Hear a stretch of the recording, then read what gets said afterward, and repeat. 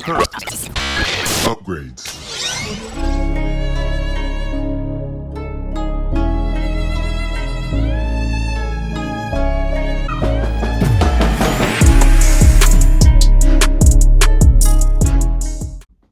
Hey, what's going on there, everybody? This is Sammy Leggett here representing TeamJVS, here to give you guys another review. This is straight from TIFF 2023. I had the honor of being able to check out Pain Hustlers. This was directed by David Yates, and it's got an all-star cast. It's got Emily Blunt, Chris Evans, Andy Garcia, Catherine O'Hara, Brian DeCracy, and a slew of other amazing actors and actresses. But the background of this is Emily Blunt's character is basically trying to make ends meet. She's lost another job and she's trying to raise her daughter. And in an interesting way, how she meets Chris Evans is hilarious, but I'm not going to spoil it for you guys. But long story short, she gets in with this pharmaceutical startup company, and she doesn't think much of it, but she just knows that she can talk her way into anything. She can talk people into doing pretty much anything once she understands what it is. She got it from her mom. And she gets started with this guy, and she starts to realize, oh wow, there may be some money in this. Like, this may actually be able to take care of my daughter. Where the daughter, she's dealing with some heavy crisis situation. And from there, things go a little rocky because she realizes there may be a huge dangerous situation that's happening at the same time, because the pharmaceutical startup is backing a specific drug that may have devastating ramifications to the world.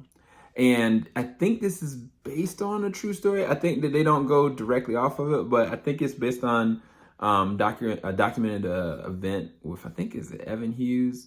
But yeah, so yeah, this is based on a true story. But anyway, let's go ahead and kind of break it down. What were the things I think about this film?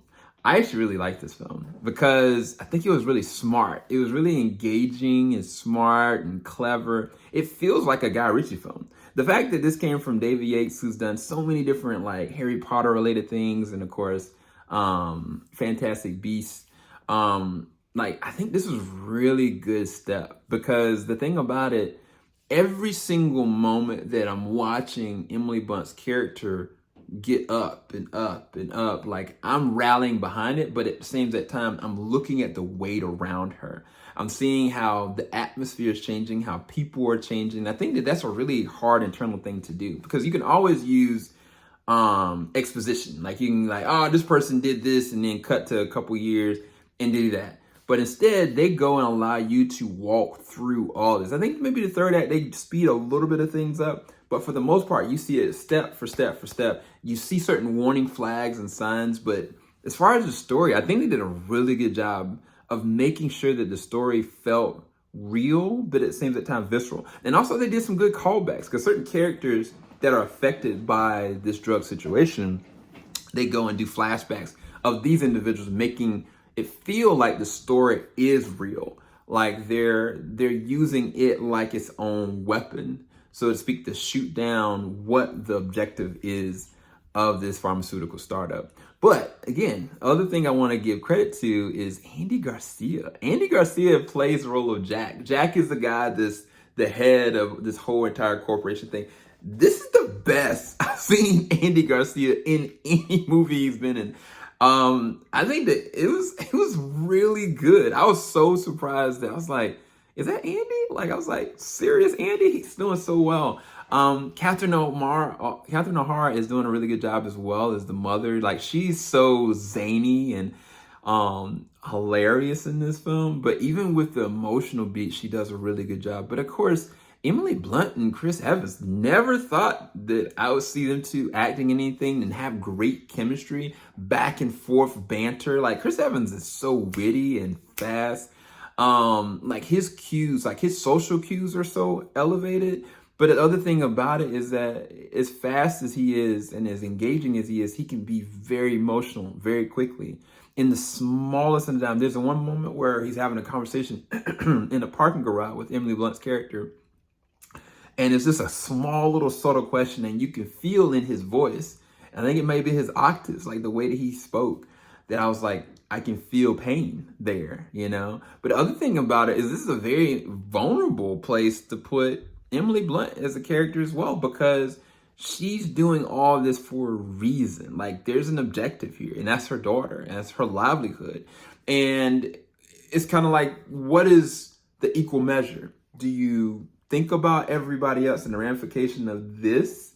Or do you think about the ramifications if your parent, if you're, without spoiling it, if your daughter and if your family are going to be affected in a very negative way if you don't do this? What is right and wrong? And I think that gray area is where the movie stays in up until the last 10 minutes of the movie, which I actually thought was really good. I think the only thing about it is the rewatchability. I think with certain aspects in the third act where they kind of maneuver around really quickly, it kind of loses its flair of engagement because of certain things and how it kind of places out.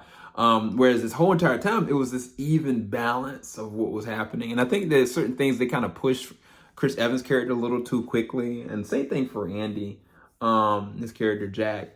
But I do think it's engaging enough and it's good enough that you should absolutely check it out. Again, I give credit to David because this really did feel like a Guy Ritchie film because of how witty and engaging it actually was.